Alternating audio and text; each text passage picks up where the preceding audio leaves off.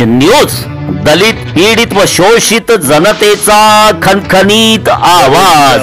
प्रमाणे आपल्या विधिमंडळाचं हिवाळी अधिवेशन महाराष्ट्राच्या उपराजधानीमध्ये म्हणजे नागपूरमध्ये सुरू झालेलं आहे। नुकत्याच निवडणुका पार पाडल्या, त्याच्यानंतर नवीन सरकार महाराष्ट्रामध्ये आलेलं आहे। यापूर्वी 2.5 वर्ष आपण घटनाबाह्य सरकार पाहिलं आणि त्याच्यानंतर या निवडणुकांचा जो काही निकाल लागला हा सगळ्यांनाच अनाकलनीय आणि अनपेक्षित होता किंवा आहे। त्याच्यामुळे जनतेत या सरकारला ईव्हीएम सरकार म्हणतात। तर अशा या जनतेच्या शब्दात ईव्हीएम सरकारचं हे पहिलं अधिवेशन आहे। साहजिकच आहे, या सरकारला आमच्या शुभेच्छा आहेत। या सरकारकडनं जनतेच्या बऱ्याच अपेक्षा आता नाईलाजाने जनता करते, कारण आपण पाहिलं की काही गावांमध्ये जो काही निवडणुकींचा निकाल लागला त्याच्या विरुद्ध आंदोलनं सुरू झालेली आहेत। एकूणच काय की विजयाचा आनंद कुठे दिसला नाही। काल परवाकडे मंत्रिमंडळाचा विस्तार जरूर झाला, पण मंत्रिमंडळाच्या विस्तारापेक्षा मंत्रिमंडळाच्या वजाबाकीची चर्चा अधिक रंगलेली आहे। मंत्रीपद ज्यांना मिळालं त्यांच्या फटाक्यांपेक्षा नाराजांचे बार हे जास्त मोठ्याने वाजतायत।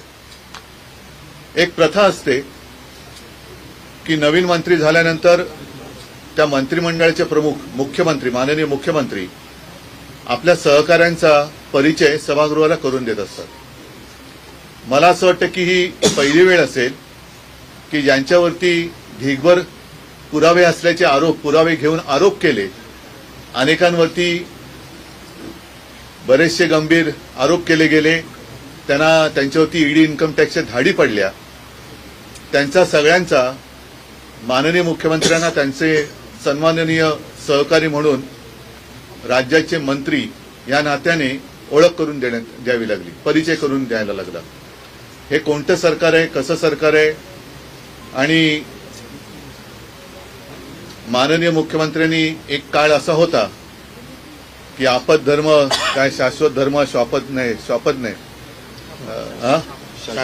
शाश्वत धर्म असं काही झालं तरी आम्ही हे करणार नाही ते करणार नाही, त्यांच्या मांडीला मांडी लावून त्यांना बसावं लागतं। हा कोणता धर्म आहे हे तेच जास्त चांगल्या पद्धतीने सांगू शकतील। थोडक्यामध्ये राज्याच्या विधिमंडळाचं अधिवेशन सुरू झाल्यानंतर जे प्रश्न घेऊन आम्ही सगळेच जण लढलो, ठीक आहे, आम्हाला सरकार स्थापन करता आलं नाही, त्यांनी सरकार स्थापन केलं। आता माझी मागणी अशी आहे की प्रत्येकाने आपापल्या जाहीरनाम्यामध्ये आमचं सरकार आलं असतं तर आम्ही केलं असतं। या सरकारने एक योजना जाहीर केली होती, लाडकी बहीण।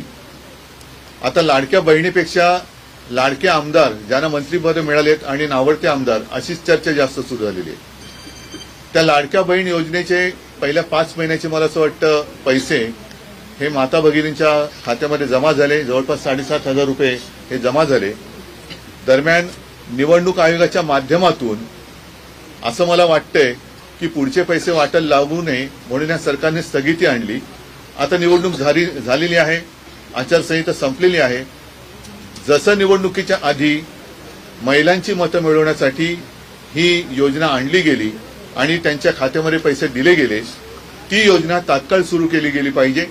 आणि 1500 नव्हे तर हेच महायुती म्हणाली होती की 2100 ते 2100 रुपयांनी जो काही बॅकलॉग राहिला असेल 1-2 महिन्याचा आणि पुढचा 3-4 महिन्याचा असा धरून हे पैसे तात्काळ त्याच्यामध्ये परत आवडती नावडती बहीण न करता हे खात्यात जमा झाले। राज्यपाल महोदयांनी माझं सरकार म्हणून जे काही भाषण केलं त्याच्यामध्ये पर्यावरणाबद्दल एक पुसटचा उल्लेख आहे की त्यांनी काय ती समिती नेमलेली आहे। आता त्या समितीत खरंच कोण असणार आहेत? पर्यावरण तज्ज्ञ असणार आहेत का? हे पर्यावरण तज्ज्ञ नेमका कसला अभ्यास करणार आहेत?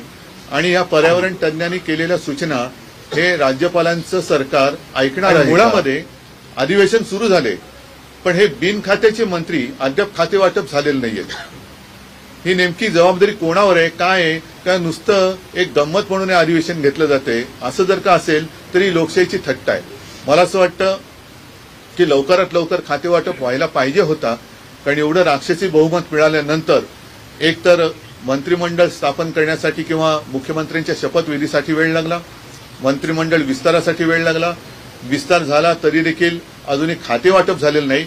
कोणताही मंत्री कोणत्याही प्रश्नाला उत्तर देतोय, काय चाललंय काय भुजबळांच्या बद्दल मला फार वाईट वाटलं आणि असं अनेक जणांच्या बद्दल मला वाईट वाटते आतून की एका अपेक्षेने तिकडे गेले होते तरी काही जणांना बरं घट्ट झालेलं जॅकेट का आता तरी घालायला मिळालं, अशी काही जणांची जॅकेट अजूनही वाट बघत असतील. त्या सगळ्यांबद्दल मी काय व्यक्त करतो, सहानुभूती व्यक्त करतो. आणि म्हणून असं म्हटलं की हा लाडका आमदार ही किंवा लाडकी माणसं असं काही योजना सरकारची आहे का? भुजबळ असं म्हणताय जहा नाही चैना वहा नाही रहना.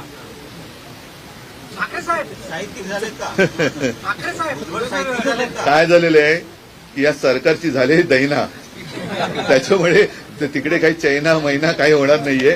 तर वहा नाही रहना हे त्यांचं योग्य आहे. एक बाब म्हणजे या अधिवेशनामध्ये गंभीर बाब बघायला मिळत आहे. 2023 पर्यंत या पासेसवरती राजमुद्रा असायची, परंतु आता जे पासेस वितरित करण्यात आले प्रेसवाल्यांना किंवा सर्वांना, यातून राजमुद्रा गायब आहे. या संदर्भात तुमचं काय मत? हे सगळे आपल्या लोकशाहीचे म्हणा, संविधानाचे म्हणा आणि आपल्या कारभाराचे धिंडोडे निघत आहेत. मी काल ऐकलं की लोकसभेमधलं त्या संसद परिसरातलं बांगलादेशाचं युद्ध, त्यावेळेला त्या ज्या काही सह्या झाल्या होत्या तो फोटो सुद्धा उतरवला गेला.